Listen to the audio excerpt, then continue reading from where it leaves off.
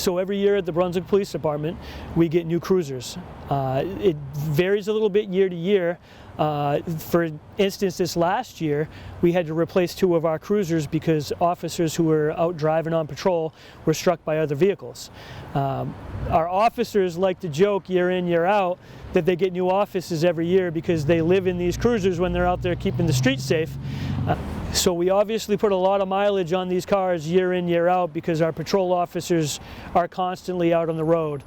And all of our police cruisers have the latest and greatest equipment that our officers need to do their job effectively out on the streets day in and day out. From computers to run license and vehicle checks, e-citation printers, radars, emergency equipment. In the cars and on the officers, we always have Narcan that we carry on us. There's a lot of agencies across the United States that are doing this now, and it's not just for us. The very first day that we ever implemented this policy and our offices started carrying it, a life was saved in Brunswick. We get new cruisers every year. It's planned for, it's in the capital line in the budget, and what we normally do is we'll first put them out on patrol, equipped with the latest and greatest that I explained prior.